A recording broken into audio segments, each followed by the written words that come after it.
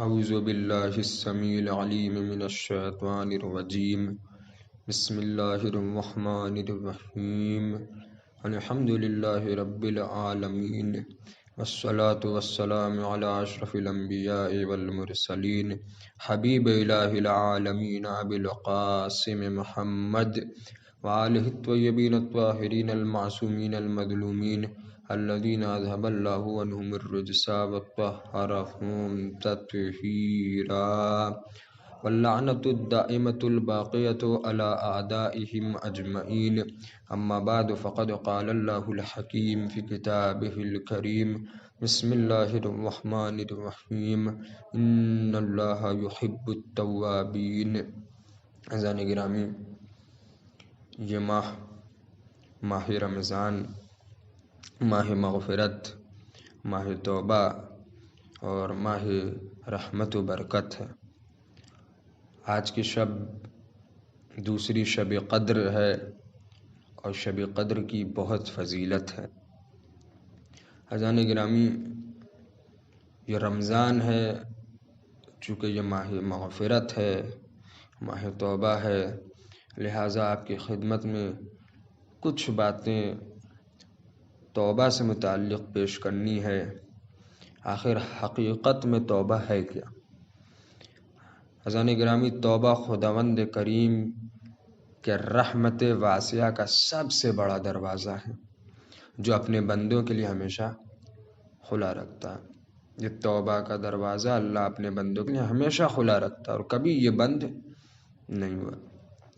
عزیزان گرامی، اگر یہ توبہ کا دروازہ بند ہو جائے تو کوئی بندہ نجات نہیں پا سکتا۔ خیر، اصل موضوع کی طرف آتے ہیں کہ یہ بشر، یہ انسان خطا کا پیکر ہے۔ کوئی بشر اس کائنات میں ایسا نہیں ہے جو یہ کہہ دے یا کہہ سکتا ہے کہ میں کسی گناہ میں مبتلا نہیں ہوں، میں پاک و پاکیزہ ہوں، اس طرح سے جس طرح سے شکم مادر سے جب میں اس کائنات میں آیا تھا میں گناہ سے پاک و پاکیزہ تھا، اس طرح آج بھی پاک و پاکیزہ۔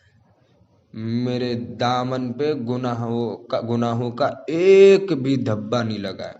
کوئی بشر ایسا نہیں کہہ سکتا، ہر بشر کسی نہ کسی گناہ میں آلودہ ہے۔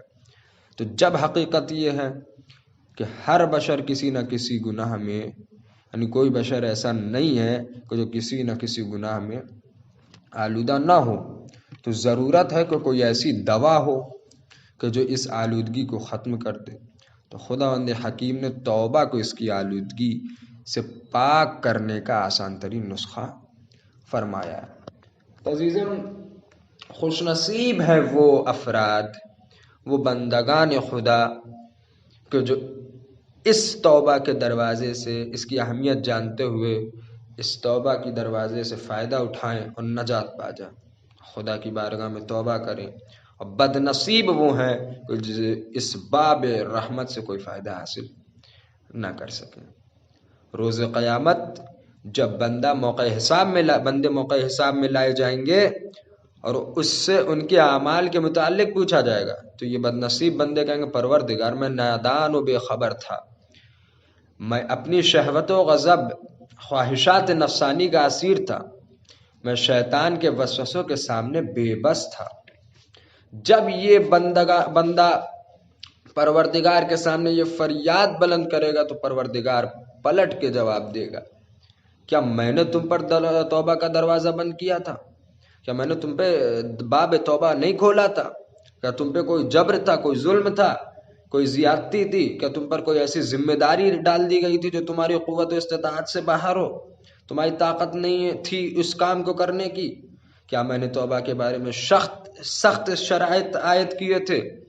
کیا کوئی مشکل تھی؟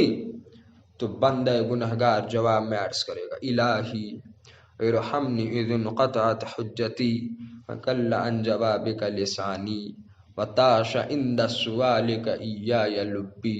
خدایا، الہی ارحمنی، خدایا میری حالت پر رحم فرما، اذ انقطعت حجتی، تو نے میرا حیلہ و حجت کا خاتمہ کر دیا، وَقَلَّ عَنْ جَوَابِكَ لِسَانِي، اور تجھے جواب دینے میں میری زبان کام نہیں کرتی، وطاش عند سؤالک ایایا لبی، اور تیرے سوالات سے میرے دل پر دہشت طاری ہوئی، اس لیے جواب سے قاصر۔ یہ وہ گفتگو ہے۔ اذان گرامی، اب موضوع کی طرف اور آگے بڑھتے ہیں۔ اصل میں توبہ ہے کیا؟ سب سے پہلا سوال، توبہ کہتے کس ہیں؟ تو رسول اکرم صلی اللہ علیہ وآلہ وسلم نے فرمایا الندامۃ توبۃ، اپنے کیے پہ پچھتاوا کرنا، یعنی گناہ پہ پشیمانی کا ہونا، اسی کا نام توبہ ہے۔ اسی لیے ایک روایت اور کافی میں آئی ہے، امام محمد باقر علیہ السلام روایت ہے کہ ما من عبد اذنب ذنبا فندم علیہ الا غفر اللہ له قبل ان یستغفر۔ مولا فرماتے کوئی بندہ ایسا نہیں، ما من عبد، کوئی بندہ ایسا نہیں، اذنب ذنبا، جو گناہ کرے، فندم علیہ، بس اس پر شرمندہ ہو، الا، مگر یہ کہ غفر اللہ لہ، اللہ اسے معاف کر دیتا ہے، قبل ان یستغفر، اس سے قبل کہ وہ استغفار کرے۔ تو کیا نتیجہ نکلا؟ ابھی بندے نے اللہ کی بارگاہ میں استغفار نہیں کیا ہے، مغفرت طلب نہیں کی ہے، فقط اپنے گناہ پہ شرمندہ ہوا ہے، اللہ نے اس کی گناہ کو معاف کر دیا۔ تو حقیقت توبہ شرمندگی ہے۔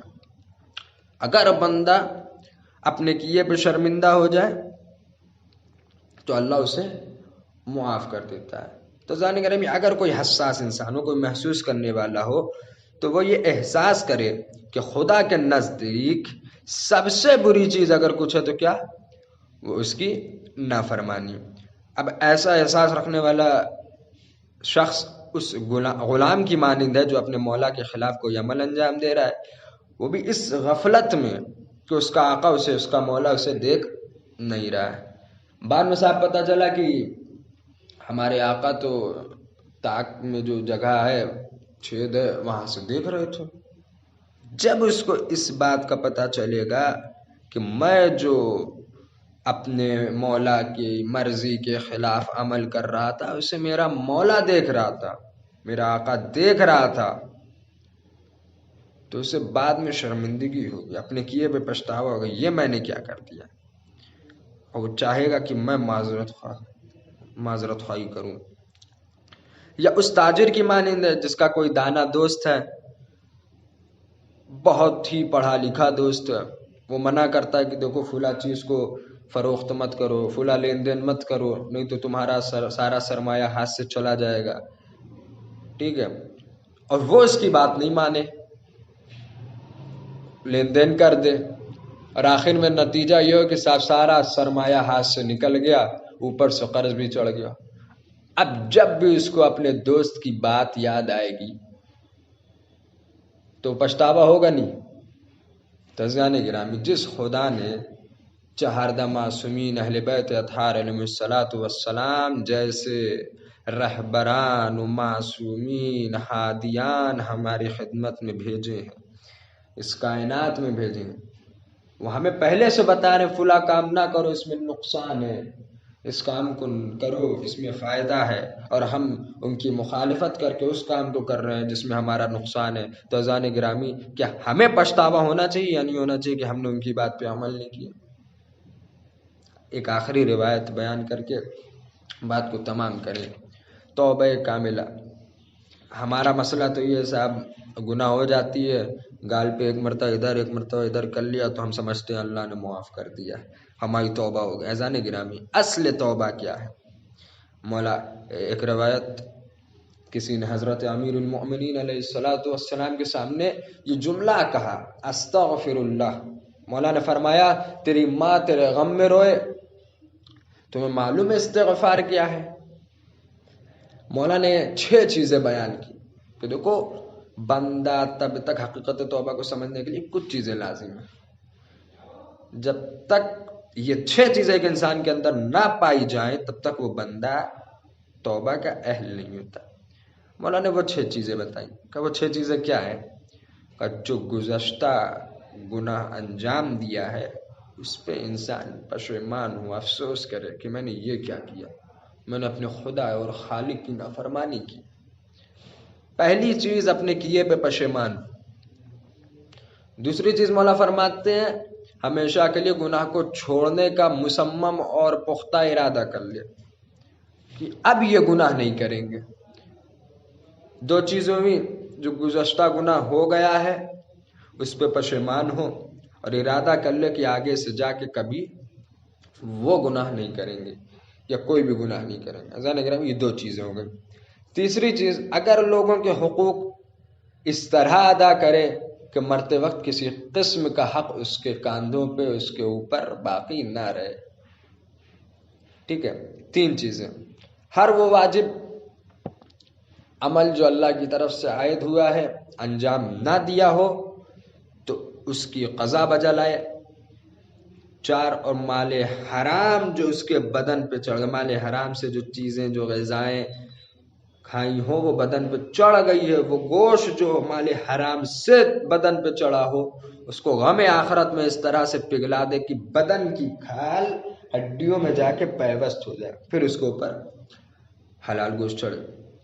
یہ پانچ چیزیں۔ اور چھٹی چیز مولا فرماتے ہیں اپنے جسم کو، یعنی جس وقت انسان گناہ کر رہا تھا تو جسم جو لذت محسوس کر رہا تھا اسی طرح سے عبادت کی ورزش میں انسان اپنے آپ کو اس طرح سے تھکائے، اس طرح سے مزہ چکھائے جس طرح سے انسان دن و رات گناہ میں اپنے بدن کو لذت محسوس کراتا تھا۔ یہ 6 چیزیں جب ایک بندے کے اندر جمع ہو جائیں تب وہ اہل ہوتا ہے توبہ کرنے کا۔ اس کے بعد اگر وہ بندہ جس کے اندر یہ 6 چیزیں جمع ہو جائیں ایک مرتبہ صدق دل سے کہہ دے استغفر اللہ، تو پروردگار، کوئی لمبے چوڑی استغفار کرنے کی ضرورت نہیں، صدق دل سے ایک مرتبہ کہہ دے استغفر اللہ، پروردگار اس کی تمام گناہوں کو معاف کر دے گا۔ یہ 6 چیزیں اگر پیدا ہو جائیں، کوئی ضروری نہیں ہے کہ انسان لمبی لمبی دعائیں استغفار کی پڑھنے، صدق دل سے اپنے گناہ پہ پشیمان ہو جائے اور مصمم ارادہ کر لے، یہ 6 چیزیں جب جمع ہو جائیں ایک مرتبہ کہ استغفر اللہ، اللہ اس کی تمام گناہوں کو معاف کر دے گا۔